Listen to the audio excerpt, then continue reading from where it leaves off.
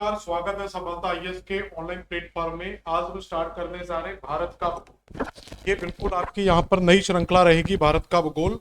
तो इस भारत के भूगोल के अंदर हमें दिसंबर में जो आपका यूजीसी नेट का एग्जाम होने वाला है उसी को टारगेट करके हमने इस सीरीज को स्टार्ट किया है, जहां पर अभी हम यूनिट 10 को स्टार्ट कर रहे हैं, जहां पर आपको पूरे का पूरा भारत का भूगोल कंप्लीट करवाया जाएगा। और दिसंबर तक आपकी जो पूरी की पूरी 10 यूनिट है, उन सारी 10 यूनिट को कंप्लीट करवाया जाएगा और सारी की सारी यूनिट आपकी एमसीक्यू फॉर्म में कंप्लीट करवाई जाएंगी। यहाँ पर जितना भी हम एमसीक्यू कंप्लीट करेंगे वो एमसीक्यू आपका थ्योरी और एमसीक्यू दोनों ही फॉर्मेट में आपको मिल जाएगा। मतलब जितने भी हम ऑप्शंस को यहाँ पर सेलेक्ट करेंगे, जो भी आंसर देंगे, उससे आपकी थ्योरी भी कंप्लीट होती जाएगी। तो अगर आप एमसीक्यू से कंप्लीट करते तो आपको ये ट्रेंड भी क्लियर हो जाता है कि क्वेश्चन किस लेवल से किस प्रकार से आ सकता है और कैसे हम उसको कंप्लीट कर सकते हैं। तो पहला क्वेश्चन दिया, बड़े सिंपल क्वेश्चन आते हैं। और जो हम पहला टॉपिक यहां पर याद रखना पढ़ने जा रहे हैं, तो भारत के भूगोल में बहुत सारे टॉपिक्स आपको मिलेंगे, जिसमें पहला टॉपिक मिलेगा भारत का सामान्य परिचय। तो यहां पर जो सबसे पहला टॉपिक हम डिस्कस करेंगे वो होगा भारत का सामान्य परिचय, जर्नल इंट्रोडक्शन ऑफ इंडिया। तो इस भारत के सामान्य परिचय के अंदर आपको भारत की स्थिति से क्वेश्चन पूछे जाते हैं। भारत के अक्षांश देशांतर, भारत के पड़ोसी देश, पड़ोसी राज्य, इस तरीके के छोटे छोटे बेसिक बेसिक क्वेश्चन है। भारत के अंतरराष्ट्रीय सीमाएं, ऐसे करके बहुत छोटे छोटे क्वेश्चन बनते हैं और हम टॉपिक को इग्नोर भी कर देते हैं। लेकिन यहां से क्वेश्चन बड़े बेसिक से आपको याद रखने होते हैं। जैसे कुछ क्वेश्चंस को देखेंगे तो फर्स्ट ग्रेड आपका 2025 में पूछा गया क्वेश्चन है, म्यांमार की अंतरराष्ट्रीय सीमा के साथ लगे हुए भारत के राज्यों का सही समूह क्या है। तो भारत के अंतरराष्ट्रीय सीमा से लगे हुए राज्यों का सही समूह क्या हो सकता है। तो सबसे पहले इसके लिए देखो, एक सिंपल तरीका होता है इन चीजों को याद करने का। इस तरीके के क्वेश्चन अगर आपको, मान लो आज आपसे केवल म्यांमार का क्वेश्चन पूछा है, तो भारत के किसी भी पड़ोसी राज्य का क्वेश्चन आपसे पूछा जा सकता है। तो पहले तो अपने पड़ोसियों को पहचान लो। तो यहां पर हमारा जानी दुश्मन मिल ही जाएगा, तो ये पहला राज्य हो गया। उसके बाद यहां पर अफगानिस्तान की स्थिति मिल जाएगी। इस साइड हम चाइना की पोजीशन को पढ़ लेते हैं। यहां पर हम जानते हैं कि हमें नेपाल की पोजीशन मिल जाएगी और इस साइड हमें यहां पर भूटान की स्थिति मिल जाती है। और इस साइड हमें जो क्वेश्चन में पूछा गया है वो है म्यांमार की स्थिति। म्यांमार के इस साइड जाएंगे तो बांग्लादेश की स्थिति। तो पहले तो हमें ये क्लियर होना चाहिए कि हमारे कौन कौन से पड़ोसी हैं जिनकी सीमा डायरेक्टली हमारी स्तरीय सीमाओं को स्पर्श करती है। अब यहां पर हमें अपने भारतीय राज्यों के बारे में क्लियर होना चाहिए कि कौन कौन से राज्य हैं जो हमारी इन पड़ोसी सीमाओं को स्पर्श करते हैं। तो यहां पर बड़ी आसानी से हम चीजों को समझ सकते हैं अगर आपको यह पता है कि भारत में कौन सा राज्य कहां पर है। जैसे पाकिस्तान की सीमा पूछेगा तो क्या आंसर देंगे। तो यहां पर गुजरात राज्य हो गया, ऊपर राजस्थान हो गया, पंजाब हो गया, जम्मू कश्मीर और लद्दाख हो गया। तो ये सारी सीमा किसके साथ आ जाती है, तो ये सारी सीमा पाकिस्तान के साथ आ जाती है। इसके बाद इस साइड आएंगे तो फिर चाइना में आएंगे, तो यहां पर लद्दाख का जो बेल्ट है ये आपका फिर से चाइना को टच करेगा। यहां पर आपका उत्तराखंड है, हिमाचल प्रदेश है, सिक्किम है और अरुणाचल प्रदेश है। तो ये सारे राज्य किसके साथ टच कर जाते हैं, ठीक है, चाइना के साथ। इसी प्रकार हम अगला देखेंगे तो यहां पर जो नेपाल की सीमा, यहां पर आपका बिहार टच करेगा। तो नेपाल की सीमा को कौन टच करेगा, यूपी टच करेगा, बिहार टच कर जाएगा, वेस्ट बंगाल टच कर जाएगा। तो ये वेस्ट बंगाल राज्य टच करेगा। तो बड़ी आसानी से निकाल सकते हैं। भूटान आएगा तो देखो अरुणाचल प्रदेश टच कर ही रहा है, असम टच कर ही रहा है, और यहां पर आपका क्या होगा, जो असम राज्य है वो भी टच करेगा। तो असम की सीमा भी यहां टच कर जाएगी। म्यांमार की बात करें तो यहां पर आप देखेंगे अरुणाचल प्रदेश टच ही कर रहा है, नागालैंड करेगा, मिजोरम करेगा, मणिपुर करेगा। तो ये आपको आसानी से समझ में आ जाएगा कि कौन कौन से राज्य टच करते हैं। अब बचा हमारा बांग्लादेश। तो यहां पर बाकी के राज्य आ ही रहे हैं, तो यहां पर आपका एक राज्य और आ जाएगा जिसको हम कहते हैं मेघालय, और यहां पर आपका त्रिपुरा आ जाएगा। तो अगर आपको कुल मिलाकर राज्यों की स्थिति पता है कि कौन सा राज्य कहां पर स्थित है, तो इस तरीके के सिंपल क्वेश्चन हमें रटने की जरूरत नहीं होती है। तो यहां पर म्यांमार पर क्वेश्चन था, तो म्यांमार पर कौन टच करेगा, तो यहां पर अरुणाचल प्रदेश आ जाता है। यहां पर आपका नागालैंड वाला क्षेत्र आ जाता है, अरुणाचल प्रदेश नागालैंड, उसके नीचे मणिपुर है और मणिपुर के नीचे बेटा मिजोरम है। तो ये 4 राज्य आप आसानी से आंसर कर सकते हो, केवल म्यांमार ही नहीं, आपसे किसी भी राज्य के बारे में पूछा जाता है तो आप इसको बड़ी इजीली आंसर कर सकते हो। दूसरा क्वेश्चन है, ठीक है, तो एचपीएससी असिस्टेंट प्रोफेसर 2025 का क्वेश्चन है, सरक्रीक विवाद भारत और निम्नलिखित में से किस देश के बीच में स्थित है। तो पहले तो यहां पर में एक क्वेश्चन आता है कि सर क्रीक क्या होता है, तो पहले तो हम क्रीक को समझते हैं फिर इसको आगे समझेंगे। क्रीक का मतलब, जैसे हम राज्य गुजरात में ही जाएंगे, राजस्थान में, तो यहाँ पर जो हमें खाड़ियां मिलती हैं, तो ये खाड़ियां नॉर्मली यहाँ तक हमें ऐसे सामान्यतः मिलती हैं, लेकिन इस खाड़ी का कई बार जो भूभाग है वो काफी अंदर तक होता है। जो सामान्यतः हम देखते हैं वहां पर हमें ये दिखाई नहीं देता, वहां पर हम नॉर्मली देखते हैं मैप को, तो रियल में जो मैप देखते हैं वो यहाँ पर दिखाई देता है, यहाँ तक हमें जलीय भाग दिखाई देता है। ये खाड़ी बहुत सकरा क्षेत्र होता है जो हमें सामान्यतः दिखाई नहीं देता, तो खाड़ी के अंदर ही जो ये भाग अंदर की ओर गया हुआ है इसी को क्रीक बोला जाता है। इसी को क्या बोला जाता है, क्रीक के नाम से जाना जाता है। तो गुजरात में खंबात की खाड़ी में इस तरीके की क्रीक हमें सामान्यतः देखने को मिल जाती है। इन क्रीक की अगर हम बात करें तो यहां पर कुछ क्रीक मिलती है, जैसे एक मिलेगी सर क्रीक, उसी के नीचे आपको एक कोरी क्रीक मिलेगी, सर क्रीक, कोरी क्रीक, गोंडीय क्रीक, तो सर क्रीक, कोरी क्रीक, गोंडी क्रीक, और इसी के नीचे आपको यहां पर मिल जाएगी सबसे नीचे थाने क्रीक। तो ऐसे भारत में 4 क्रीक हमें देखने को मिलती हैं, जिनमें से 3 क्रीक, सर क्रीक, कोरी क्रीक, गोंडी क्रीक, ये गुजरात में स्थित है, जबकि जो थाने क्रीक है ये महाराष्ट्र में स्थित है। और जो डिस्प्यूट चल रहा है बेटा वो किस चीज को लेकर चल रहा है, सर क्रीक को लेकर।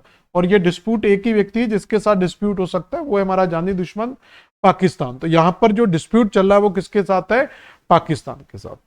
अगला क्वेश्चन क्या है, तीसरा क्वेश्चन क्या कह रहा है, भारत के कितने राज्य तट रेखा पर स्थित है। तो भारत की अगर हम तट रेखा की बात करें तो ये पूरी की पूरी तटीय सीमा है, जिसमें ये वाला जो भाग है ये पश्चिमी तट कहलाता है, ये सीमा हमारी पूर्वी तट कहलाती है, जिसमें से 4 राज्य पूर्वी तट में हैं जो बंगाल की खाड़ी को टच करते हैं।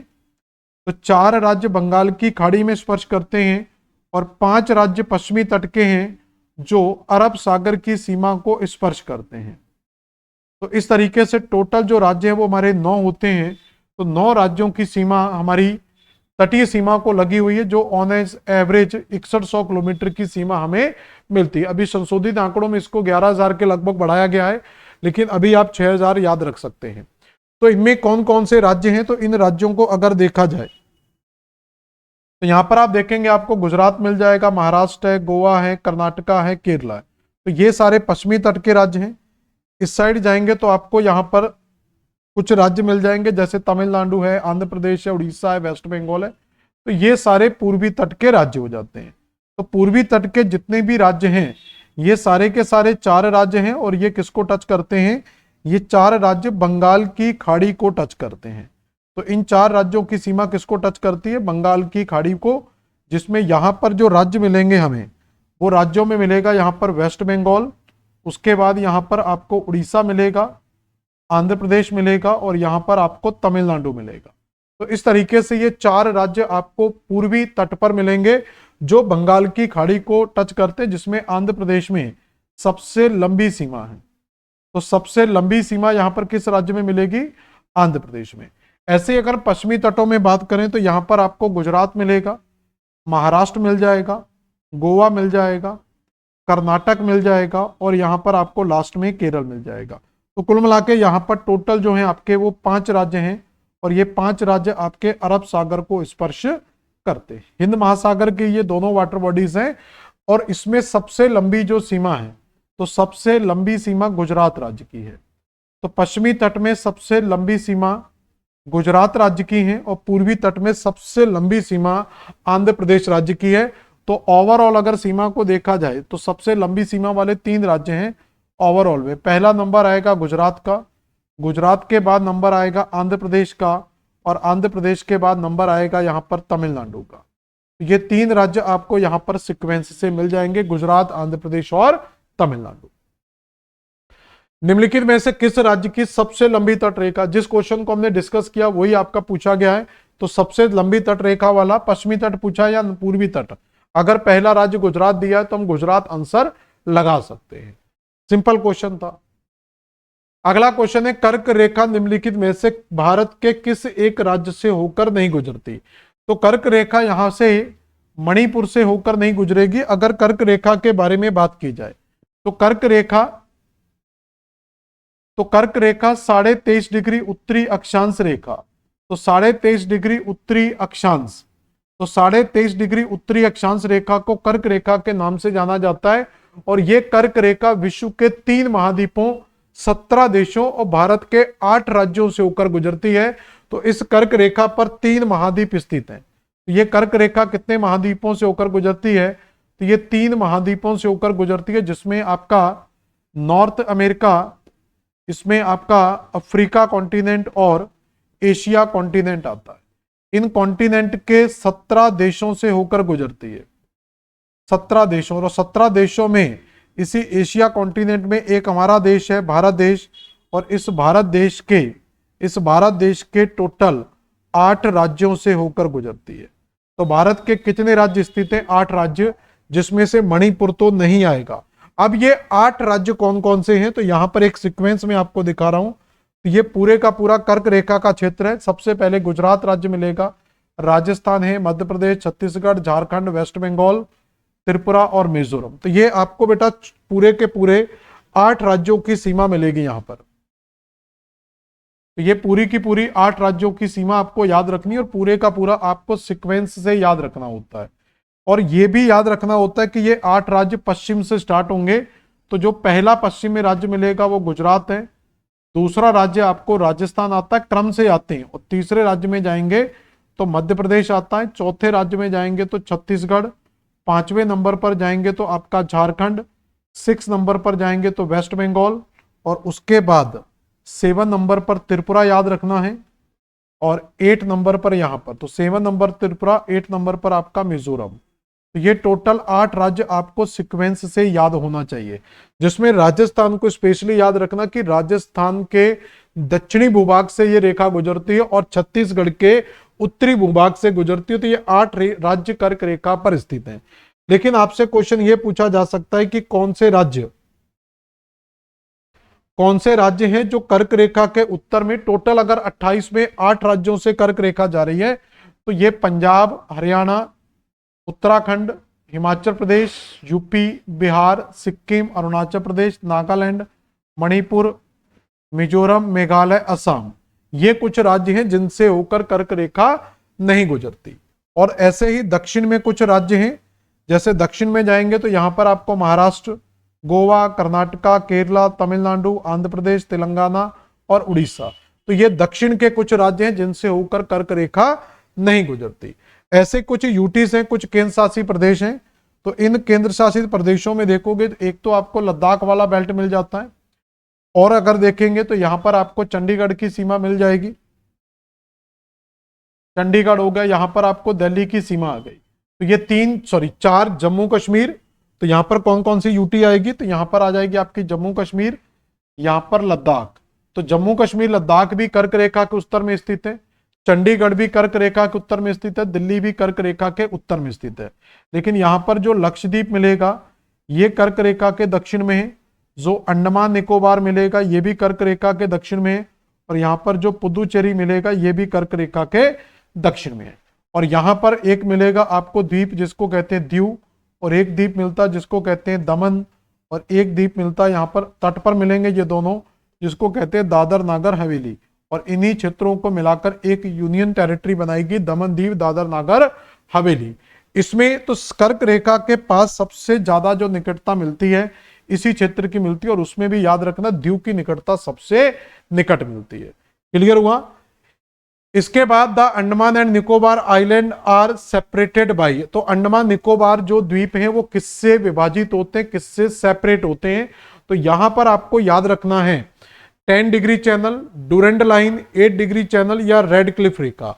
रेड क्लिफ रेखा की अगर हम बात करेंगे तो ये भारत और पाकिस्तान के बीच में है, तो ये पाक और भारत के बीच में है। ये जो रेखा है ये पाकिस्तान और अफगानिस्तान के बीच में है। तो ये रेखा तो आंसर आएगा नहीं, तो बचा आपका पास 10 डिग्री और 8 डिग्री। तो अभी आंसर लगा लो 10 डिग्री। अब ये डिग्री से क्वेश्चन कैसे बनते हैं उन चीजों को जरा देखते हैं। डिग्री से कैसे क्वेश्चन, आपके क्या क्या क्वेश्चन बन सकते हैं, तो यहां पर उसको भी समझ लेते हैं। भारत की जो सीमा है यहां से विभाजित होती है, जिसको हम 8 डिग्री का चैनल बोलते हैं। तो 8 डिग्री 4 चैनल, या मोटा मोटा 8 डिग्री याद रख लो अभी। तो 8 डिग्री उत्तरी अक्षांश यहां से होकर गुजरेगा, और यहीं पर हमारा अंडमान निकोबार द्वीप समूह है। तो इसी अंडमान निकोबार का सबसे नीचे का द्वीप ग्रेट निकोबार, तो इस ग्रेट निकोबार को भी टच करके भारत का 6 डिग्री का अक्षांश गुजरता है। तो 6 डिग्री अक्षांश भारत की सबसे दक्षिणी सीमा का निर्धारण करता है, और इसी 6 डिग्री के नीचे जाएंगे तो इसी 6 डिग्री के नीचे यहां पर एक छोटा सा देश मिलता है जिसको कहते हैं मालदीव, और इसकी राजधानी बहुत इंपॉर्टेंट है, कई बार एग्जाम में आती है, माले। तो मालदीव 6 डिग्री के दक्षिण में स्थित है, यानी कि भारत की सीमा के परे स्थित है। तो भारत और मालदीव को कौन विभाजित कर रहा है, यहां पर 6 डिग्री विभाजित करता है।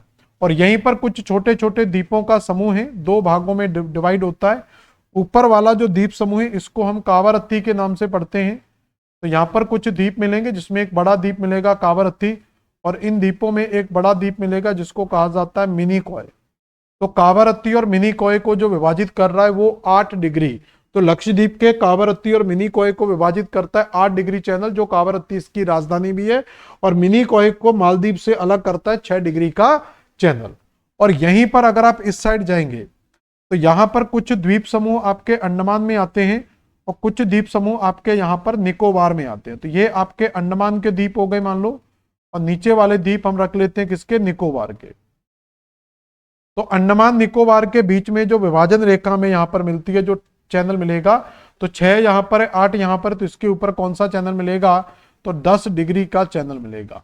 तो 10 डिग्री चैनल अंडमान को निकोबार से विभाजित करता। तो ये तीनों प्रकार के चैनल आपको यहां पर क्लियर हो जाने चाहिए। अगला क्वेश्चन है, भारत का उत्तर दक्षिण विस्तार कितना है। तो भारत के अगर उत्तर दक्षिण विस्तार की बात की जाए यहां से, तो उत्तर में जो विस्तार है ये आपको जम्मू कश्मीर यानी कि लद्दाख में मिलेगा, और लद्दाख में ये जो विस्तार मिलेगा ये 37 डिग्री 6 चैनल नॉर्थ में मिलेगा। और जो दक्षिण का विस्तार है, ये जो दक्षिण का विस्तार है ये आपको 8 डिग्री 4 चैनल नॉर्थ लैटिट्यूड पर मिलेगा। तो इस 37 डिग्री वाले क्षेत्र को कहते हैं इंदिरा कोल। तो यहां पर जो एक पॉइंट मिलता है उसको इंदिरा कोल के नाम से जाना जाता है, और इस पॉइंट को यहां पर इंदिरा पॉइंट के नाम से जाना जाता है। तो एक मिलता है इंदिरा कोल और एक मिलता है इंदिरा पॉइंट। तो इस इंदिरा कोल से इंदिरा पॉइंट तक की जो दूरी है, ये जो पूरी दूरी है ये मिलती है बेटा हमें 3214 किलोमीटर। तो उत्तर से दक्षिण तक की जो पूरी दूरी है 37 डिग्री से 8 डिग्री, जिसमें 30 अक्षांश डिग्री का, तो 30 डिग्री अक्षांशों का यहां पर अंतर आता है, और जो दूरी है वो 3214 किलोमीटर के लगभग मिल जाती है। पूरब से पश्चिम की जो दूरी है, पूरब में यहां पर जो पश्चिमी बिंदु मिलता है वो आपका कौन सा है, सरक्रीक या गोहरमोती कह सकते हो। और इस साइड पूरब में जो अरुणाचल प्रदेश में पॉइंट मिलता है वलांगू, तो वलांगू तक की जो दूरी है ये 2933 किलोमीटर मिलती है। जो आप अक्षांश में देखेंगे तो यहाँ का जो बिंदु है, यहाँ पर जो अक्षांश गुजरता है वो 68 डिग्री 7 चैनल ईस्ट का गुजरता है, और यहाँ पर जो अक्षांश देशांतर गुजरता है वो 97 डिग्री 25 चैनल ईस्ट गुजरता है। क्लियर हो गया। अगला क्वेश्चन, अगला क्वेश्चन है, अरब सागर में स्थित द्वीपों में सबसे महत्वपूर्ण विशेषता क्या है। तो अरब सागर में जो स्थित द्वीप हैं वो कहलाते हैं आपके लक्षद्वीप समूह। तो अरब सागर के द्वीपों को क्या कहा जाता है, लक्षद्वीप समूह कहा जाता है। तो इसमें आप देखेंगे सभी कोरल के रूप है, ये सभी आकार में बहुत छोटे हैं, तो ये तो कोई इंपोर्टेंट नहीं है। इसकी जलवायु बहुत शुष्क है, ये भी नहीं हो सकता। महाद्वीप के विस्तार हिस्से हैं, तो ये भी नहीं। तो सबसे इंपोर्टेंट हो सकता है कि जो कोरल द्वीप हैं, क्योंकि यहाँ पर जो कोरल का स्ट्रक्चर हमें मिलता है लक्षद्वीप का, तो इनकी जो मेन चट्टाने वो कोरल यानी कि मूंगा संरचना से बनी हुई हैं। और अंडमान जो निकोबार हैं ये आपकी एक चट्टानी संरचना है जो हिमालयी संरचनाओं के साथ जुड़ी हुई है। तो पूरे के पूरे लक्षद्वीप समूहों का जो निर्माण हुआ है वो पूरे का पूरा निर्माण किससे हुआ है, ये पूरे का पूरा कोरल का डिपोजिशन हमें देखने को मिलता है, जिसको कोरल भित्ति या प्रवाल भित्ति के नाम से जाना जाता है। एमपी असिस्टेंट प्रोफेसर 2018 का क्वेश्चन है। The Indian standard meridian does not pass through which of the flowing state. तो भारतीय मानक रेखा 82.5 डिग्री रेखा इंडियन स्टैंडर्ड मेरिडियन किस राज्य से होकर नहीं गुजरती। तो इसमें आपको तमिलनाडु राज्य याद रखना है, तमिलनाडु से होकर नहीं गुजरती। ये भारत के टोटल 6 राज्यों से होकर गुजरती है। तो इन 6 राज्यों में कौन कौन से राज्य आते हैं? तो इसमें यूपी आएगा, एमपी आएगा, छत्तीसगढ़ आएगा, उसके बाद उड़ीसा आएगा और उसके बाद आपका यहां पर तेलंगाना आएगा। तो ये सारे के सारे राज्य यहां पर आपको मिलेंगे। तो इन राज्यों को अगर क्रम से देखा जाए तो ये रेखा यहां से होकर गुजरेगी, इस पॉइंट से आपको ये रेखा गुजरेगी, मध्य प्रदेश के सबसे पूर्वी भूभाग को टच करके निकलेगी। तो ये आपकी कौन सी रेखा कहलाती है? तो ये 82.5 डिग्री पूर्वी देशांतर की रेखा कहलाती है, जो भारत का क्या है, इंडियन स्टैंडर्ड टाइम है। तो ये किस किस राज्य से होकर गुजर रही है? तो यहाँ पर पहला राज्य है यूपी, दूसरा राज्य एमपी, तीसरा छत्तीसगढ़, यहाँ पर उड़ीसा और यहाँ पर मिलता है आपको आंध्र प्रदेश। और इसी उत्तर प्रदेश का जो क्षेत्र है मिर्जापुर, तो उत्तर प्रदेश के मिर्जापुर से ही, प्रयागराज, मिर्जापुर, नैनी, इलाहाबाद से ही भारत के समय का निर्धारण किया जाता है। और भारत का जो आईएसटी है, भारत का जो 82.5 डिग्री का आईएसटी है, ये 0 डिग्री आईएसटी से यानी कि जीएमटी से हमेशा कितना आगे रहता है? 5.5 घंटे आगे रहता है। क्योंकि पूरब का समय आगे रहेगा तो भारत का समय आगे रहेगा। निम्नलिखित में से कौन सा राज्य छत्तीसगढ़ के साथ सीमा साझी नहीं करता? उत्तर प्रदेश, तेलंगाना, बिहार या आंध्र प्रदेश? तो बिहार की सीमा यहां टच नहीं होगी, क्योंकि बिहार झारखंड के भी उत्तर में स्थित है। तो बिहार झारखंड के भी उत्तर में स्थित है। तो पहले यहां पर हम ढूंढ लेते हैं अपने छत्तीसगढ़ को कि ये छत्तीसगढ़ कहां पर दिया हुआ है। तो ये छत्तीसगढ़ राज्य दिया हुआ है। अब छत्तीसगढ़ की सीमा किसे टच करती है उसको जरा देखते हैं। तो छत्तीसगढ़ की सीमा एमपी को भी टच करेगी, छत्तीसगढ़ यहां पर यूपी को भी टच करेगा, छत्तीसगढ़ यहां पर झारखंड को भी टच करेगा, छत्तीसगढ़ यहां पर झारखंड के अलावा उड़ीसा को टच करेगा, छत्तीसगढ़ यहां पर तेलंगाना को भी टच करेगा। तो छत्तीसगढ़ की सीमा 5 राज्यों से टच करती, लेकिन बिहार जो राज्य है तो बिहार काफी दूरी पर स्थित है। अगला क्वेश्चन क्या है? तो इसका आंसर हम लगा चुके थे, बिहार राज्य आएगा। अगला बेटा क्वेश्चन है, पाक जल डमरू भारत को अलग करता है। तो पाक जल डमरू मध्य कहां पर स्थित है? तो कई लोग इस पाक को पाकिस्तान समझ बैठते हैं। तो पाक की एक बार स्पेलिंग जरूर बेटा पढ़ लेना कि इसकी स्पेलिंग PALK है। तो ये पालक वाला पाक है। तो ये पाक जल संधि में कहां पर मिलती है? तो भारत की बिल्कुल दक्षिणी सीमा के नीचे आपको क्या मिलता है? यहाँ पर श्रीलंका मिल जाता है। तो इसी भारत और श्रीलंका के अंदर बहुत सारी चीजें हैं, जैसे यहाँ पर पाक की खाड़ी मिलती है। तो यहाँ पर आपको पाक की खाड़ी मिलेगी। तो पाक की खाड़ी भी भारत श्रीलंका के बीच में है। यहाँ पर आपको मन्नार की खाड़ी मिलेगी। तो मन्नार की खाड़ी भी भारत पाकिस्तान के बीच में स्थित है।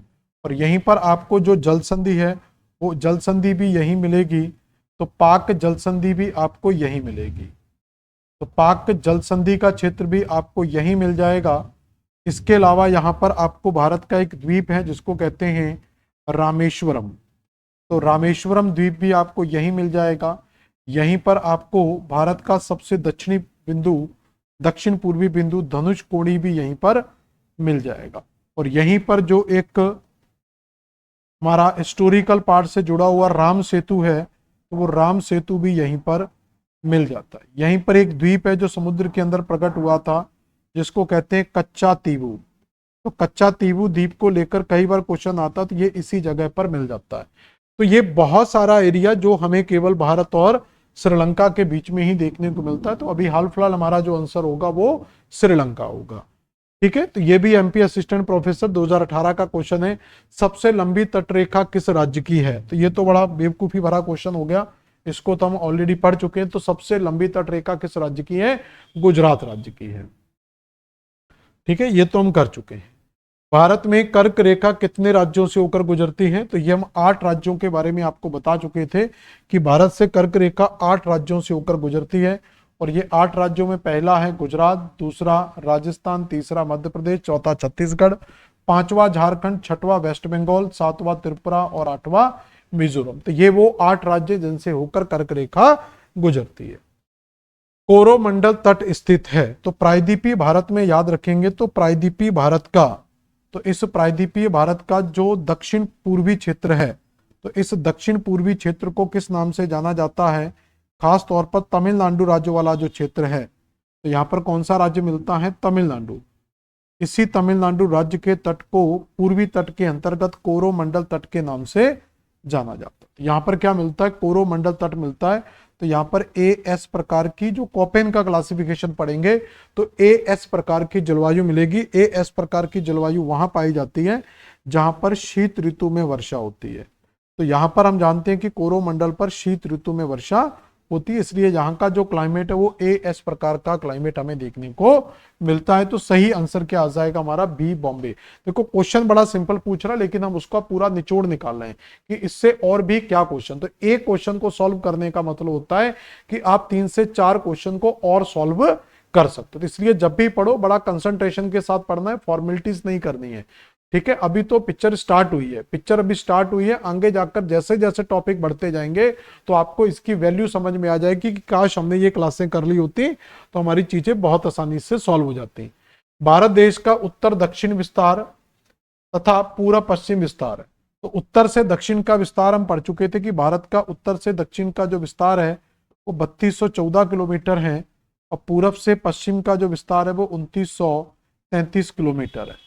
तो 3214 और 2933 ये दिया हुआ है, तो ये बी, बॉम्बे आंसर आ जाएगा। तो 3214 से लेकर 2933 किलोमीटर ये विस्तार मिलता है। भारत और पाकिस्तान के बीच की सीमा को क्या कहा जाता है? तो ये एक प्रकार की सुपर इम्पोज्ड लाइन है, यानी कि आरोपित रेखा है, बनाई गई रेखा, अध्यारोपित भी बोल देते हैं। अगला है कोरी क्रीक। कोरी क्रीक स्थित है बे ऑफ बंगाल में, पाक स्टेट में, कच्छ के रण में, काला सागर में। तो कोरी क्रीक आपको बता चुके थे, सर क्रीक, कोरी क्रीक, तो ये कच्छ के रण में स्थित है। तो कोरी क्रीक कहां पर मिलती है? तो सर क्रीक, कोरी क्रीक, गोंडी क्रीक ये गुजरात में स्थित है और वो कच्छ के रण के पार्ट में आएंगी। अगला क्वेश्चन है द्वीप का नाम बताइए जिसमें सक्रिय ज्वालामुखी स्थित है। तो भारत में एक ही मात्र सक्रिय ज्वालामुखी है, जो कौन सा? बैरन द्वीप। तो बैरन भारत का सक्रिय ज्वालामुखी है, और जबकि जो नारकोंडम द्वीप मिलेगा ये भारत का सुसुप्त ज्वालामुखी है। तो बैरन द्वीप और सुसुप्त दोनों ये द्वीप हैं, ये आपके कहां पर स्थित है? तो ये अंडमान निकोबार के पूरब में स्थित है। तो ये कहां पर है? अंडमान निकोबार, यानी कि बंगाल की खाड़ी में स्थित है। यूपी टीजीटी 2014 का क्वेश्चन है और ये कैंसल्ड कर दिया गया था किसी कारण से, ठीक है। सबसे बड़े क्षेत्रफल वाले, तो ये आप दिमाग मत लगाओ कि कैंसिल हुआ या नहीं हुआ, आप तो सिर्फ आंसर लगाएं। सबसे बड़े क्षेत्रफल वाले भारतीय राज्य का नाम बताएं। तो भारत में क्षेत्रफल की दृष्टि से सबसे बड़ा राज्य कौन सा है? राजस्थान। और जनसंख्या की दृष्टि से सबसे बड़ा राज्य कौन सा है? उत्तर प्रदेश।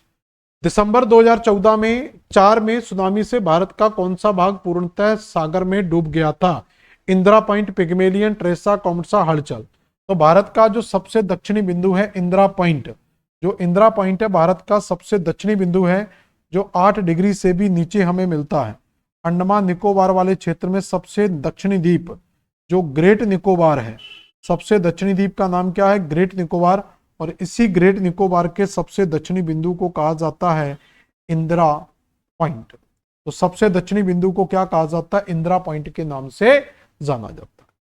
अगला क्वेश्चन क्या? भारत पाकिस्तान के मध्य कश्मीर समस्या को लेकर कितनी बार युद्ध हुआ है? तो अभी तक भारत पाकिस्तान के बीच में पहला वार हमारा एक डिस्प्यूट हुआ था 1947 में, फिर एक युद्ध होता है 1965 में, और फिर युद्ध होता है 1971 में। याद रखना जो 1962 का युद्ध है ये चीन के साथ हुआ था। तो ये पाकिस्तान के साथ अभी तक 3 युद्ध। 71 का जो युद्ध है वो बांग्लादेश की मुक्ति को लेकर हुआ था, तो ये बांग्लादेश मुक्ति अभियान था, तो ये बांग्लादेश की मुक्ति को लेकर लड़ा गया था। 1947 का युद्ध उस समय आजादी के संदर्भ में था, और 1965 का युद्ध ये इसकी बेवकूफियों के कारण हुआ था। इसको लगता था कि 62 के युद्ध में ये चीन के साथ युद्ध लड़कर आए हैं, बुरी तरीके से धराशायी हो चुके हैं, और हम इन्हीं धराशायी लोगों को पराजित करके आसानी से देश को जीत सकते हैं। लेकिन ये मूर्ख ना समझ ये भूल गए थे कि खूंखार शेर और ज्यादा जख्मी हो जाता है। तो ये भारत जैसे खूंखार शेर को दबाने के लिए आए थे। ये ना समझ बेवकूफ लोग समझ गए थे कि हम 65 में भारत को पराजित कर लेंगे, 71 में नहीं कर पाए, 47 में नहीं कर पाए, तो ये फिर कैसे पॉसिबल है कि पाकिस्तान भारत से जीत जाएगा? क्रिकेट में नहीं जीत पाता तो ये तो पूरे देश की बात है। तो ये यूपी टीजीटी 2009 का क्वेश्चन है। 9 डिग्री चैनल, तो अभी मैं आपको बता चुका था 8 डिग्री चैनल, 9 डिग्री चैनल और 10 डिग्री चैनल। तो 8, 9 और 10 डिग्री चैनल हमने पढ़े थे यहाँ पर। तो ये 9 डिग्री चैनल कहां पर हमें देखने को मिलता है? तो ये कावारत्ती और मिनिकॉय के बीच में ही देखने को मिल जाएगा। तो आप कावारत्ती मिनिकॉय आंसर इसका लगा सकते हो। यहाँ पर एक चीज और चेंज कर लेना, मैंने चैनल्स में आपको थोड़ा सा पढ़ाया था, उसमें थोड़ा सा गड़बड़ है, ये चैनल्स में थोड़ा सा सुधार कर लेना, इसको मैं चेंज करा दे रहा हूँ। जो चैनल्स हमने शुरू में पढ़े थे उनको एक बार चेंज कर लेते हैं थोड़ा सा।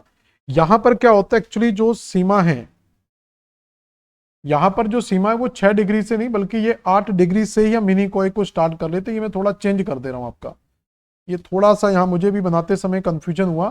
तो यहां पर जो रेखा है ये हमारी 8 डिग्री की रेखा है और ये 6 डिग्री की रेखा है। 6 डिग्री के बाद म्यांमार स्टार्ट हो जाता है। यहां से म्यांमार को लेकर कंफ्यूजन था। जो मालदीव है वो आपको यहीं से स्टार्ट हो जाता है। मालदीव की सीमा आपकी यहीं पर मिल जाती है, तो यहीं पर आपको मालदीव की सीमा मिल जाती है। मालदीव की सीमा 6 डिग्री के ऊपर मिल जाएगी। यहां पर आपको पहला द्वीप मिलेगा जिसको कहते हैं मिनिकॉय, तो यहां पर मिनिकॉय की सीमा मिलेगी और मिनिकॉय के ऊपर आपको कावारत्ती की सीमा मिलेगी। और इसी मिनिकॉय और कावारत्ती के बीच में आपको यहां पर 9 डिग्री का चैनल मिलेगा। तो 9 डिग्री चैनल कावारत्ती और मिनिकॉय के बीच में, 8 डिग्री चैनल मालदीव, मिनिकॉय और मालदीव के बीच में, 6 डिग्री जो चैनल है, ये फिर से मैंने गलत लिख दिया, 6 डिग्री जो चैनल है ये इंडोनेशिया के साथ है, क्योंकि इसके बाद से जो भारत की सीमा है वो इंडोनेशिया की सीमा स्टार्ट हो जाते हैं। तो 6 डिग्री के बाद हमारा इंडोनेशिया स्टार्ट हो जाता है। तो ये सब लोग एक बार थोड़ा सा सुधार कर लेना। इस क्वेश्चन में आपको एक बार दोबारा से करा दे रहा हूं।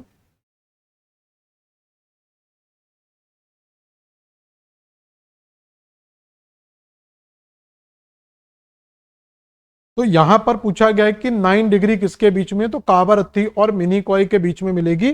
तो ये मैं रेखाओं को एक बार दोबारा से आपको क्लियर करवा दे रहा हूं। यहां पर अगर थोड़ा सा कंफ्यूजन हुआ है, क्योंकि ये डिग्रियां हैं, थोड़ा सा इनमें कंफ्यूजन हो जाता है। तो ये आपको मिलती है 8 डिग्री चैनल और 8 डिग्री के नीचे मिलता है हमें 6 डिग्री चैनल। और ये जो 6 डिग्री है ये भारत के द्वीप समूह अंडमान और उसके नीचे आपको मिल जाता है। तो यहाँ पर अंडमान निकोबार द्वीप समूह मिलता है और इसी के बाद यहाँ पर निकोबार द्वीप समूह मिलता है।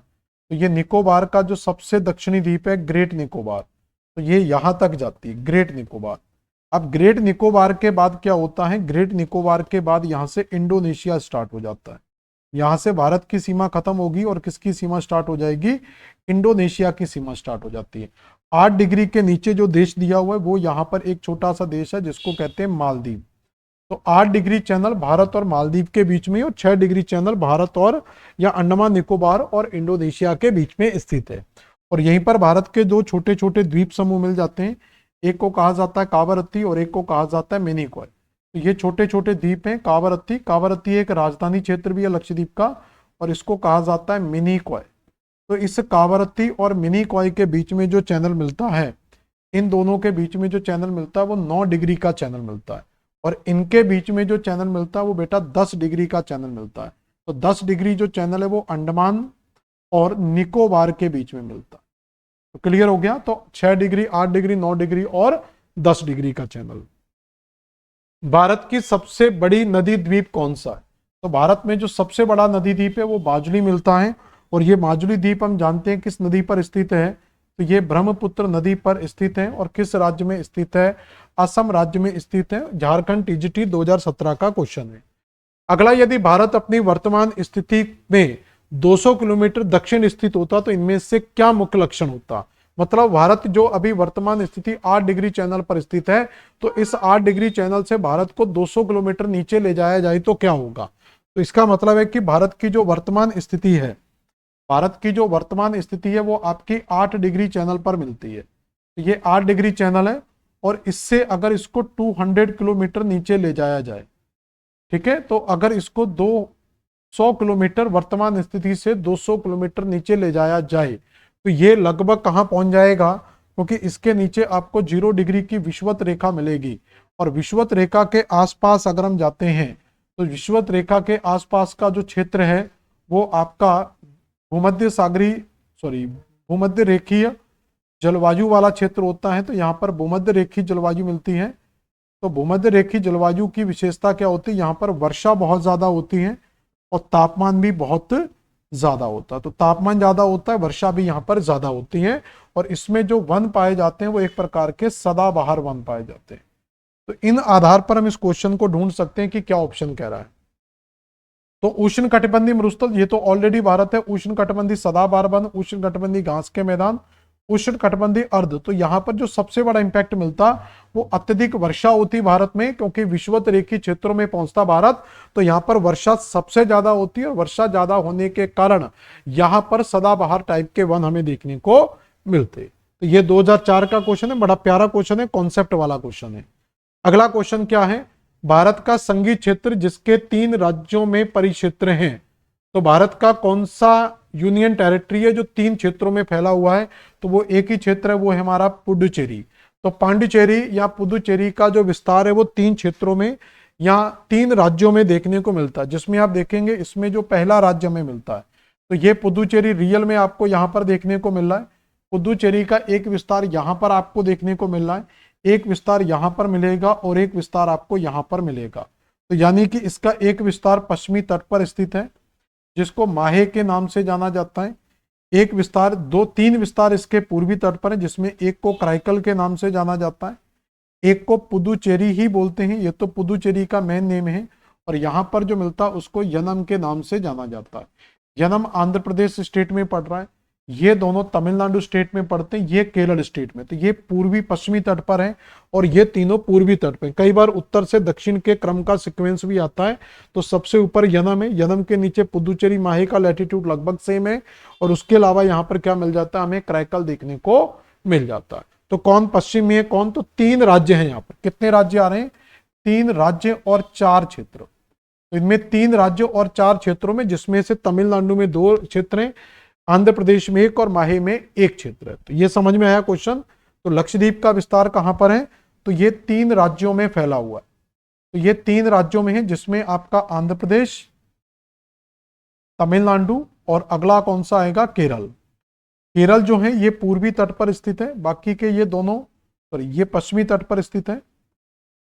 केरल पश्चिमी तट पर आएगा, ये दोनों पूर्वी तट पर आएंगे। ये भी पूर्वी तट पर है, ये भी पूर्वी तट पर है। इनमें अगर देखा जाए तो यहां पर जो क्षेत्र मिलता है वो यनम है। यहां पर 2 क्षेत्र मिलते हैं, एक को तो पुदुचेरी ही कहा जाता है, एक को कराईकल कहा जाता है, और यहां पर जो मिलता है उसको माहे कहा जाता है। ठीक है, काफी पुराना क्वेश्चन है लेकिन बहुत अच्छा क्वेश्चन है। अगला क्वेश्चन कह रहा है, निम्नलिखित में से कौन भारत के सबसे दक्षिणी स्थान को इंगित करता है? तो भारत का सबसे दक्षिणी स्थान क्या हो सकता है, तो उसको समझें। तो इंदिरा पॉइंट, कन्याकुमारी, नागरहोल और रामेश्वरम। तो इसमें 2 पॉइंट दिए हुए, इंदिरा पॉइंट भी दिया हुआ है और कन्याकुमारी भी दिया हुआ है। तो सबसे दक्षिणी पूछा है। भारत में 2 बिंदु हमें देखने को मिलते हैं। एक बिंदु हमें 8 डिग्री पर देखने को मिलता है और एक बिंदु हमें 6 डिग्री पर देखने को मिलता है। तो जो 8 डिग्री पर स्थित है, ये आपका बिंदु 8 डिग्री वाला है। तो ये 8 डिग्री पर जो स्थित है और ये 6 डिग्री पर स्थित है।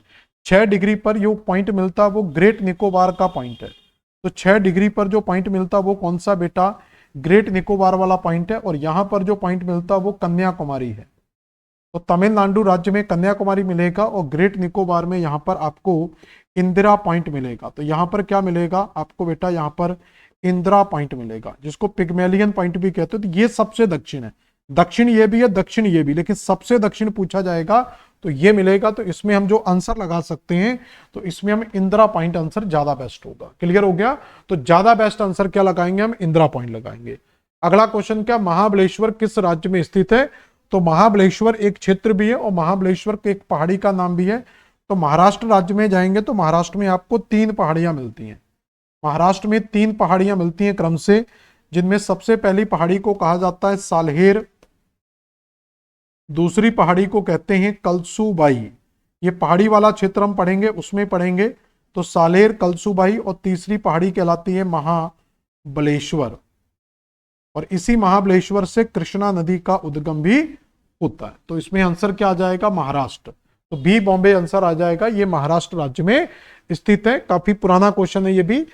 मेकमोहन रेखा किन 2 देशों के बीच में है? तो मेकमोहन रेखा जो है वो आपकी चीन के साथ मिलती है। लेकिन याद रखना, चीन के साथ जो भारत की बाउंड्री बनती है, चीन के साथ जो हम भारत की सीमा का निर्धारण करते हैं यहाँ पर, तो ये जो मेक-मोहन रेखा है चीन में, ये अरुणाचल प्रदेश वाले राज्य में मिलती है। ये पूरे राज्य में नहीं मिलती, ये मेक-मोहन जो रेखा है ये अरुणाचल प्रदेश में मिलती है, तो इसको एमसी माहोन बोला जाता है। हिंदी में हम मैक-मोहन पढ़ लेते हैं, रियल में इसका नाम है एमसी माहोन, जो अरुणाचल प्रदेश वाले राज्य में मिलेगी। अगला क्वेश्चन क्या है, अगला राज्य कह रहा है कि भारत की भू स्थिति तथा जल स्थिति को मिलाकर कुल लंबाई कितनी है। तो वर्तमान में तो जो जलीय सीमा है उसको 11,000 किलोमीटर कर दिया गया, लेकिन अगर पुरानी सीमा के हिसाब से देखा जाए तो ये बहुत पुराना क्वेश्चन है, ज्यादा भी नहीं है। तो भारत की जो मुख्य स्थलीय जलीय सीमा है वो 6100 किलोमीटर मिलती है, और अगर इसमें द्वीपों को भी ऐड कर लिया जाए, मतलब भारत की अगर द्वीपीय सीमा को भी इसमें ऐड कर लिया जाए, तो ये आपकी 7516 किलोमीटर हो जाती है। तो संपूर्ण भारत की जो सीमा थी वर्तमान में 11,000 किलोमीटर हो गई है, तो ये संपूर्ण सीमा है और ये आपकी मुख्य सीमा है। और यहां पर स्थल की जो सीमा हमें मिलती है वो लगभग आपकी ये कितनी मिलती है, दिमाग से निकल गया, 15,000 के लगभग है, कुछ 15,200 किलोमीटर आती है, ये यही है, 15,200 किलोमीटर ही है।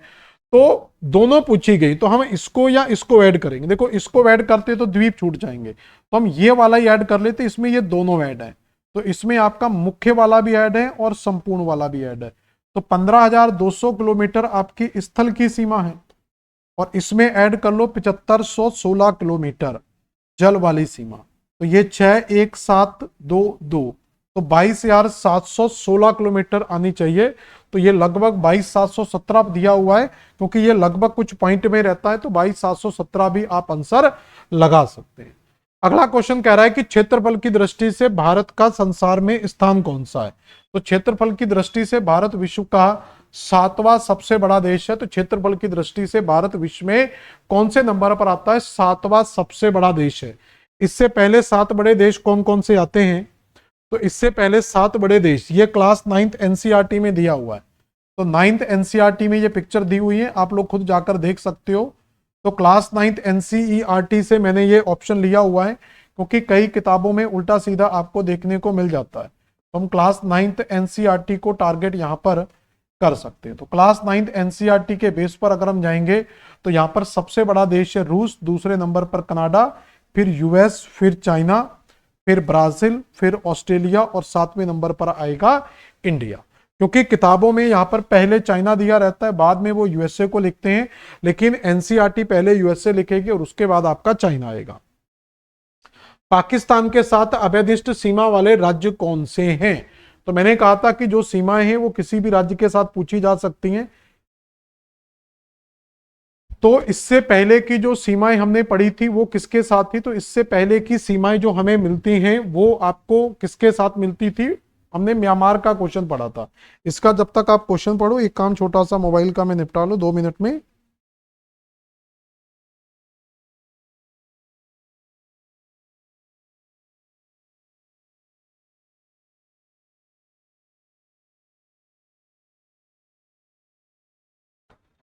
गुजरात, हिमाचल प्रदेश, हरियाणा, जम्मू कश्मीर। तो देखो अब इसमें आप देखोगे कि हरियाणा की सीमा तो वैसे भी टच नहीं करती, हरियाणा एक आंतरिक राज्य, तो इसकी सीमा किसी भी देश को टच नहीं करती, तो ये आंसर नहीं आएगा। हरियाणा यहां पर भी दिया है, तो ये ऑप्शन भी एलिमिनेट हो गया, और ढूंढ लो कहीं हरियाणा मिल जाए। तो यहाँ पर जम्मू कश्मीर दिया है, हिमाचल प्रदेश दिया है, पंजाब दिया है, राजस्थान, ये ऑप्शन हो सकता है। गुजरात, जम्मू कश्मीर, पंजाब और राजस्थान, तो सी और डी दोनों आंसर हो सकते हैं, क्योंकि पाकिस्तान की जो सीमा स्पर्श करती है, यहां पर देखो कि जो पाकिस्तान टच कर रहा है हमारा इतनी सीमा पर, तो यहां से पंजाब टच करेगा ही, राजस्थान टच करेगा, गुजरात टच करेगा, ऊपर से जम्मू कश्मीर भी टच करेगा। तो यहां पर गुजरात आंसर लगा सकते हैं, जम्मू कश्मीर लगा सकते हैं, पंजाब लगा सकते हैं, और राजस्थान भी लगा सकते हैं। हिमाचल प्रदेश टच नहीं करेगा, ये गलत है, तो सी आंसर ज्यादा सही है। हिमाचल प्रदेश नहीं आएगा, सी आंसर बिल्कुल सही आएगा। अगला क्वेश्चन है भारत का क्षेत्रफल कितना है। तो भारत का क्षेत्रफल विश्व के क्षेत्रफल में तो 32,87,263, तो ये दिया हुआ है, ठीक है। 3 पॉइंट, इसको शॉर्टकट में 3.28 मिलियन वर्ग किलोमीटर भी बोला जाता है, जो विश्व के क्षेत्रफल का 2.4% है। तो पूरे विश्व के क्षेत्रफल का भारत का जो क्षेत्र है वो 2.4% है। अगला क्वेश्चन क्या है, गिलगिट बाल्टिस्तान का जो प्रादेशिक विवाद है वो किसके साथ है? तो ये गिलगिट बाल्टिस्तान जानते हैं, ये पाकिस्तान के पीओके वाले बेल्ट में पड़ते हैं भारत में। तो ये पाकिस्तान के साथ एक डिस्प्यूट एरिया, यानी कि ये पीओके वाला डिस्प्यूट एरिया आपसे पूछा जा रहा है। 2014 का क्वेश्चन है, बहुत पुराना नहीं है। तो यहां पर देखेंगे कि जो पाकिस्तान ने हमारी मातृभूमि पर कब्जा किया हुआ है, ये पूरा हमारा ही क्षेत्र है, लेकिन ये वाला जो क्षेत्र है ये पाक ओकोपाइट है। यहीं पर आपको गिलगित और बाल्टिस्तान वाला क्षेत्र मिलता है। तो यहीं पर आपको गिलगिट और बाल्टिस्तान वाला क्षेत्र मिलता है, जो क्या है आपका पीओके वाले क्षेत्र में मिलता है। और इसी क्षेत्र को विभाजित करते हुए यहां से एक लाइन खींची गई, जिसको हम क्या बोलते हैं, तो इस लाइन को बोला जाता है LOC, लाइन ऑफ कंट्रोल। और ऐसे ही चीन ने जो हमारे क्षेत्र पर कब्जा किया हुआ है, तो इस लाइन को बोला जाता है LAC, line of actual control. ठीक है, तो LOC पाकिस्तान के साथ है, LAC चाइना के साथ है। इस क्षेत्र को पीओके बोलते हैं और इस क्षेत्र को हम अक्साई चीन के नाम से जानते हैं। अगला क्वेश्चन क्या है 2004 का, निम्नलिखित में से कौन सा द्वीप भारत और श्रीलंका के मध्य स्थित है? एलिफेंटा द्वीप महाराष्ट्र में पड़ते हैं, तो ये तो आएगा नहीं आंसर। न्यूमोर द्वीप ये बांग्लादेश के नीचे निकला हुआ देश था, बांग्लादेश वेस्ट बंगाल में मिलेगा ये, तो ये आंसर तो आएंगे नहीं। लक्षद्वीप आपके वैसे भी भारत के साइड में, तो एक ही द्वीप मिलेगा, वो है रामेश्वरम। तो भारत और श्रीलंका के बीच में हमने बहुत सारी चीजें पढ़ी थी, जिसमें पाक स्टेट, पाक जल संधि, पाक की खाड़ी, मन्नार की खाड़ी, कच्चा तीबू, रामेश्वरम, धनुषकोडी, ये सारी चीजें आपको भारत और श्रीलंका के बीच में देखने को मिलती हैं। यदि भारत के कर्क रेखा के स्थान पर विषुवत रेखा होती तो यहाँ की जलवायु पर क्या प्रभाव पड़ता? कहने का मतलब है कि आज भारत में जो कर्क रेखा यहां से गुजर रही है, अगर ये कर्क रेखा ना होकर ये 0 डिग्री विषुवत रेखा होती, यानी कि भारत 0 डिग्री विषुवत रेखा पर स्थित होता, तो इसका क्या असर पड़ता? पहला दिया high temperature and low rainfall. तो 0 डिग्री की जो सबसे बड़ी विशेषता होती है वो होती है high rainfall and high temperature. तो वर्षा भी ज्यादा होगी और टेम्परेचर भी यहां पर क्या रहेगा, हमेशा हाई रहेगा। तो हाई ताप और हाई वर्षा, तो ये आंसर ज्यादा सही है। तो विषुवत रेखीय क्षेत्रों में तापमान भी सर्वाधिक होता है और वर्षा भी सबसे ज्यादा यहां पर हमें देखने को मिलती है। तो ये आंसर हमारा सही होगा। भारत का देशांतरी विस्तार 68 डिग्री से लेकर 97 डिग्री 25 पूर्व है, तो इसका अक्षांशीय विस्तार कितना होगा? तो भारत का अक्षांशीय विस्तार 8 डिग्री से स्टार्ट होता है, तो ये आपका 37 डिग्री उत्तर तक जाता है। एक बड़ा प्यारा इंटरेस्टिंग फैक्ट आपको बता रहा हूं, यहां पर याद रखो। भारत का जो उत्तर का विस्तार है वो यहां पर हम कहते हैं कि भारत उत्तर में जो है वो 68 डिग्री से 37 डिग्री के आसपास जाता है, और दक्षिण में जो स्टार्ट होता है वो 8 डिग्री के आसपास स्टार्ट होता है। और इस साइड से जो हम देखते हैं तो ये आपका लगभग हम मानते हैं कि ये जो देशांतर गुजरता है ये 68 डिग्री का गुजरता है, और इस साइड से जो देशांतर गुजरता है वो 97 डिग्री 25 चैनल का गुजरता है। तो इस हिसाब से अगर देखा जाए भारत को, इस हिसाब से अगर भारत की स्थिति को देखा जाए तो भारत का अक्षांशीय विस्तार 8 से लेकर 37 के बीच में आ रहा है। इसको भी मोटा मोटा 38 मान लोगे तो 30 डिग्री का अंतर आ रहा है उत्तर से दक्षिण में। तो अक्षांशों के बीच में 30 डिग्री का अंतर है, इसको 68 है, तो इसको मोटा मोटा 98 मान लो, तो यहां पर भी अंतर कितना आएगा, 30 का आएगा। तो इसलिए हम कह सकते हैं कि भारत का अक्षांशीय विस्तार एवं देशांतरी विस्तार यद्यपि बराबर है। क्लास 9th एनसीईआरटी में लिखा हुआ है कि भारत का अक्षांशीय विस्तार और देशांतरी विस्तार लगभग बराबर है। जितना भारत अक्षांशों में फैला हुआ है उतना ही कितना है, देशांतरों में फैला हुआ है। इसलिए भारत लंबा नहीं है, भारत लंबा और चौड़ा दोनों बराबर है अक्षांश और देशांतर के आधार पर। लेकिन उत्तर से दक्षिण की जो दूरी है, ये हम कई बार पढ़ते हैं कि जो उत्तर से दक्षिण की दूरी है वो 3214 किलोमीटर मिलती है, और पूरब से पश्चिम की जो दूरी है वो 2933 किलोमीटर मिलती है। तो मुझे कमेंट बॉक्स में सभी लोग कमेंट करके, जितने भी लोग क्लास कर रहे हो सभी लोग इसका कारण बताएंगे कि भारत का अक्षांशीय विस्तार और देशांतरी विस्तार, latitudinal and longitudinal extension of India almost equal. Bharat का अक्षांशीय और देशांतरी विस्तार लगभग बराबर है, लेकिन फिर भी उत्तर से दक्षिण की जो दूरी है वो पूरब से पश्चिम की दूरी से ज्यादा है। क्यों? जबकि अक्षांश और देशांतर बराबर हैं, और 1 डिग्री अक्षांश के बीच में 111 किलोमीटर और 1 डिग्री देशांतर के बीच में भी 111 किलोमीटर का ही अंतर होता है। तो फिर ये किलोमीटर 3214 और 2933 में क्यों अंतर आ रहा है? तो क्लास 9th एनसीईआरटी को पढ़ो और कमेंट करके आपको सभी लोगों को इसका आंसर देना, जितने भी क्लास कर रहे हैं। आंसर नहीं मिले तो भी आंसर दें, आंसर मिले तो भी आंसर देंगे। तो आप इसको ढूंढ कर बताएंगे, तब मैं अगर कमेंट करेंगे तो अगली क्लास में इसका मैं सॉल्यूशन बताऊंगा। अंडमान एंड निकोबार द्वीप समूह कहां पर स्थित है? तो ये प्रवाल द्वीप, सॉरी ये तो लक्षद्वीप का था। तो ये आपके निमज्जित श्रेणियों के, मैंने बोला था कि ये रेंज का पार्ट है। ये आपका जो अंडमान निकोबार द्वीप समूह, ये किस निमज्जित श्रेणी का पार्ट है? तो यहां पर आप देखेंगे कि भारत में, तो भारत में अगर आप जाएंगे तो भारत के ऊपर एक रेंज मिलती है जिसको कहा जाता है हिमालय रेंज, और ये हिमालय रेंज आगे जाकर म्यांमार में मुड़ जाती है। म्यांमार में इसको अराकान योमा कहा जाता है। तो जो यहाँ पर हम भारत में हिमालय पढ़ते हैं उसी को म्यांमार में क्या बोला जाता है? Arakan Yoma. तो म्यांमार वाले इसको क्या बोलते हैं? Arakan Yoma. और यही अराकान योमा आगे जाता है और बंगाल की खाड़ी में जाकर ये पानी के अंदर डूब जाता है, और इसी का जो पानी में डूबा हुआ भाग है उसी को अंडमान एंड निकोबार कहा जाता है, उसी को अंडमान एंड निकोबार के नाम से जाना जाता है। क्लियर हो गया? और यहां पर आपको कोको चैनल मिलेगा जो म्यांमार को इससे विभाजित कर देगा, म्यांमार और अंडमान को। तो ये अंडमान निकोबार ये अराकान योमा का ही पानी में डूबा हुआ भाग है, और अराकान योमा हिमालय का भाग है, इसलिए इनकी जो मूल संरचना है वो चट्टानी संरचना है, और लक्षद्वीप की जो मूल संरचना है वो प्रवाल संरचना यानी कि मूंगा संरचना मिलती है। अगला क्वेश्चन क्या है? दक्कन पास कहां पर स्थित है? भारत और श्रीलंका के बीच में तो है नहीं अंडमान निकोबार के, तो भारत श्रीलंका के बीच में पाक स्टेट मिलती है, ये याद रख लेना। अंडमान निकोबार के बीच में 10 डिग्री का चैनल मिलता है, ठीक है। उत्तरी अंडमान और दक्षिणी अंडमान, बृहद अंडमान और लघु अंडमान, तो ये उत्तरी अंडमान और दक्षिणी अंडमान के बीच में स्थित है। तो अंडमान निकोबार द्वीप समूह में ही जाओगे तो अंडमान द्वीपों के बीच में ही जो उत्तरी अंडमान और मध्य अंडमान मिलेगा, तो उसी में आपको ये मिलेगा, आपका डक्कन पास मिलेगा। तो कमेंट में एक क्वेश्चन मुझे और देना कि अंडमान निकोबार की राजधानी, अंडमान निकोबार की राजधानी का नाम है बेटा पोर्ट ब्लेयर। तो अंडमान निकोबार की राजधानी को क्या कहा जाता है? पोर्ट ब्लेयर कहा जाता है। तो अंडमान निकोबार की राजधानी पोर्ट ब्लेयर है, और इसका नया नाम क्या है? तो अंडमान निकोबार की राजधानी का न्यू नेम क्या है? तो सभी लोगों को कसम है, जितने भी लोग कमेंट क्लास देख रहे हो वो सभी लोग कमेंट में इसका आंसर देंगे। क्वेश्चन नंबर लिखकर 38 क्वेश्चन में मुझे आंसर चाहिए कि पोर्ट ब्लेयर का अभी नया नाम क्या कर दिया गया। तो जितने भी लोग क्लास देखेंगे, जितने भी लोग लाइव में ऑफलाइन में जितने भी लोग क्लास देखते हो, सभी लोगों को वास्ता है कि ये इसका पोर्ट ब्लेयर का नया नाम आप कमेंट बॉक्स में बताएंगे। पता है तो बताओ, नहीं पता तो सर्च करके इसका आंसर बताएं।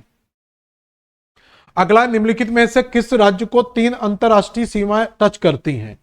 तो 3 अंतरराष्ट्रीय सीमा वाले पहले राज्य अगर देखा जाए तो यहां पर पश्चिम बंगाल, मणिपुर, नागालैंड और अरुणाचल प्रदेश।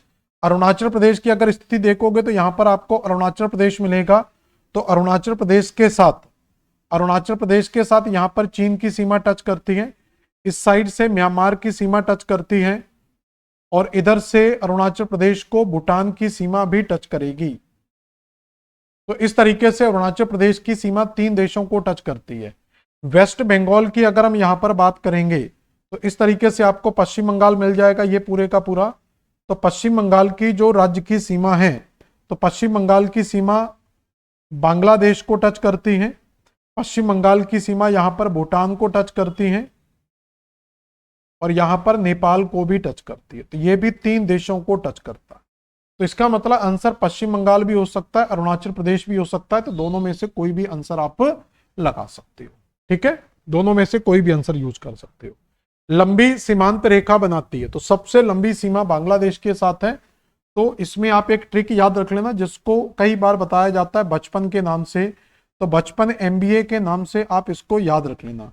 बचपन MBA का यहाँ पर मतलब होता है सबसे लंबी सीमा बांग्लादेश के साथ बनती है, दूसरे नंबर पर चीन आता है, तीसरे नंबर पर पाकिस्तान आता है, चौथे नंबर पर नेपाल आता है, उसके बाद आपका म्यांमार आएगा, म्यांमार के बाद आपका भूटान आएगा, और भूटान के बाद सबसे छोटी जो सीमा है वो लगभग अफगानिस्तान के साथ मिलती है। तो ये पूरे का पूरा आप सीक्वेंस ही याद रख लेना, सबसे लंबी और सबसे छोटी सीमा किसे टच करती है।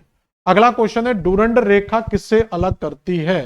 तो ये पाकिस्तान और अफगानिस्तान के बीच में, तो अब ऑप्शन यहां पर नहीं है, तो आप भारत और अफगानिस्तान इसका आंसर लगा सकते हैं, क्योंकि पाकिस्तान ऑप्शन में नहीं है, क्योंकि पुरानी जो रेखा थी वो भारत और अफगानिस्तान के बीच में थी। अगला क्वेश्चन है निम्नलिखित राज्यों में किसकी सबसे लंबी तट रेखा है? तो ये क्वेश्चन हम पढ़ चुके हैं। तो अब देखो यहां पर गुजरात नहीं है ऑप्शन में, तो मैंने आपको गेट नाम से एक चीज बताई थी, तो गुजरात, आंध्र प्रदेश और तमिलनाडु, ये तीन राज्य याद रखना। और ये पूर्वी तट में सबसे लंबा है, ये पश्चिमी तट में, और ये ओवरऑल में 3 लंबे हैं। अब गुजरात ऑप्शन में ही, तो हम क्या लगाएंगे? आंध्र प्रदेश आंसर लगाएंगे। अगला क्वेश्चन है भारत की मुख्य भूमि के अधिकतम दक्षिणी विस्तार कितना है? देखो अधिकतम भी लिखा हुआ है और मुख्य भूमि भी लिखा हुआ है, तो भारत में कंफ्यूजन नहीं होना कि अधिकतम पूछ लिया है तो क्या होगा।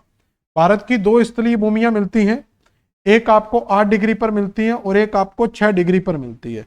6 डिग्री जो मिलती है वो आपको अंडमान निकोबार में मिलती है यहां पर, तो ये संपूर्ण भारत के लिए यूज की जाती है और ये आपकी मुख्य भारत के लिए यूज की जाती है।